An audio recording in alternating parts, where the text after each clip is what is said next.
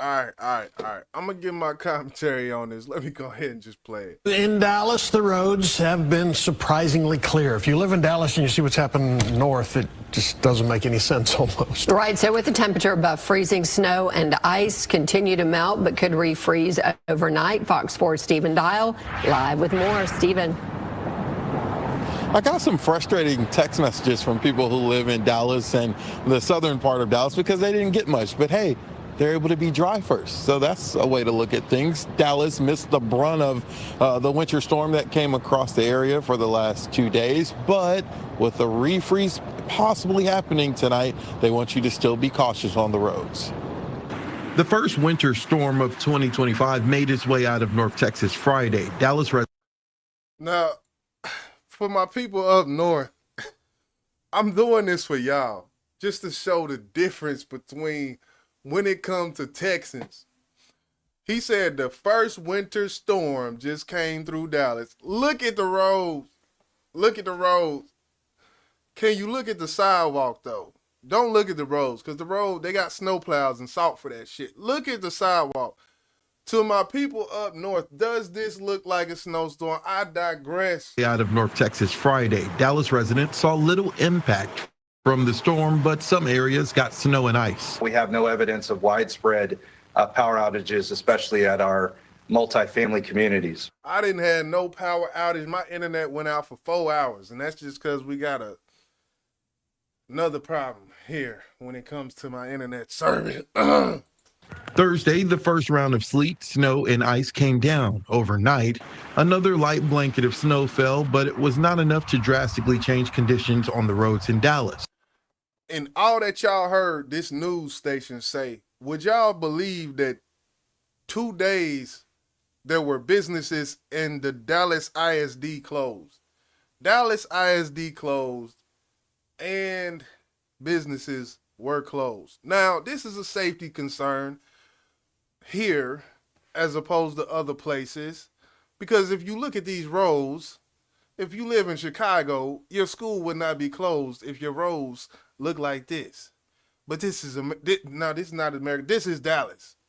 This is Texas. Shit shuts down. If it's under 32 degrees and there's any type of precipitation, schools shut down, businesses. I went to get a pizza. The pizza place. I found one pizza place open. Grocery store packed out. I just want the people up north and who aren't in the South to realize how different people are in other regions. In this southern region here, this shit shuts down. We are not getting out. The school shut down, and they the school district, they got to make them days up. So they make them days up later on, but they got a certain amount of allotted days that they can make up when it comes to this. So, damn, I done moved.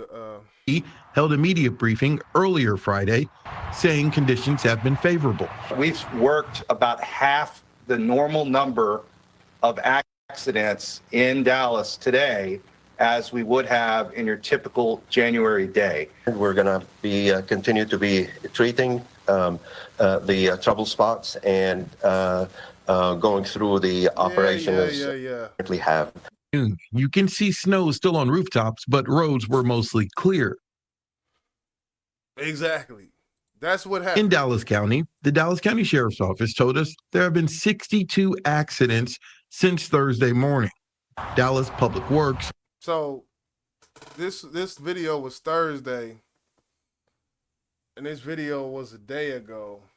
So in about 24 to 36 hours, there were 62 crashes. We'll continue to work all day to clear problem spots, and they want you to be mindful roads can freeze over again late Friday night into Saturday morning.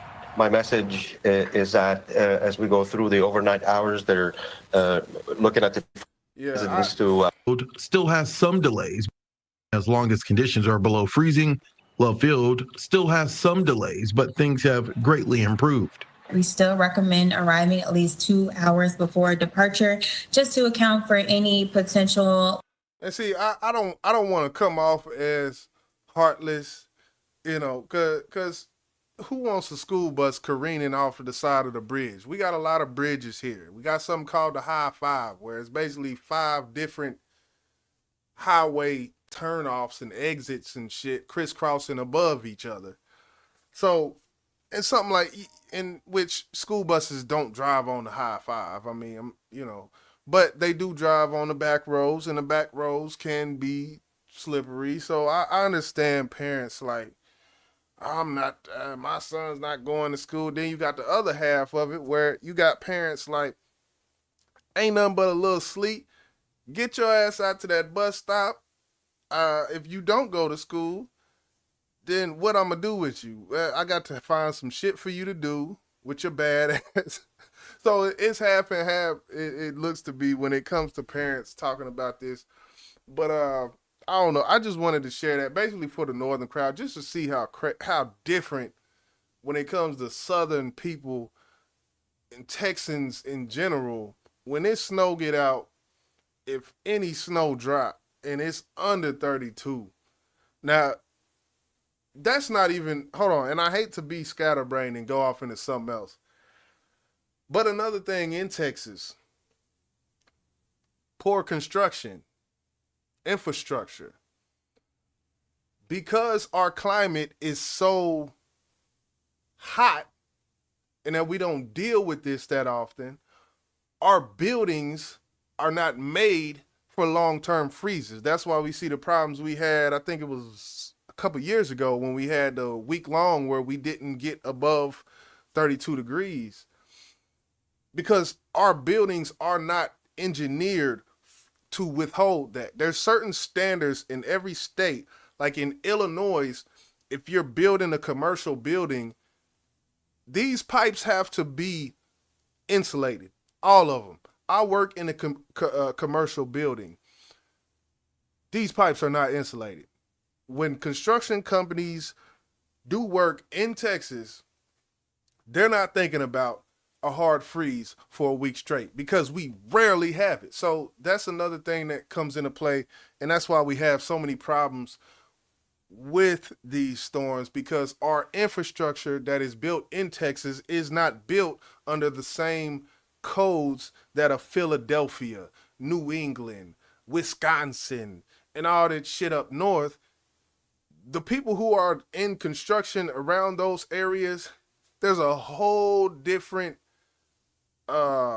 set of standards when it comes to that said building or houses systems, water pipes, things of the such, boilers, all of that. It's completely different. So that's another little tidbit that I've just learned just from being in the general maintenance field. But it's YJ, man. I just wanted to touch on that real quick. You know, I get it every time it start icing. I want to get out in my car. I want to put my V6, my VTEC on that road. I want to put my 3-point whatever liter on that road, and I want to swerve a little bit. I want to, you know, turn around that corner and hit the gas a little bit, even though it's a front wheel drive. But as you know, Texans, a lot of times we like to have trucks. You know, I don't like trucks. I like 4-door sedans. That's what I drive. That's what I've driven my whole life. I don't like trucks. And anybody who has driven a truck in the snow, all your weight is on the motor and you got rear-wheel drive. So all your power is coming from the back and there's no weight on the wheels back there, so you can't do nothing when you on ice. But look at me. Hit my little 6-banger. Skirt, skirt, skirt. I be out there, man. Hey, I like the snow. I like the snow. I like the season. I like whenever Texas gets these freezes. Because it's different. It just be so hot all year round that it's like, you know, you look at the thing, it's August. You look at the weather and you got a week straight of 101 to 106, 101, 102, 103, 105, 108, 101, 98. Like 98, that's a cool front. Like, so when I do see it, I like it, man. I like it. But we're gonna go ahead and get up out of here, man. I'll keep y'all posted on the weather. YJ the weatherman, I'm signing off, man.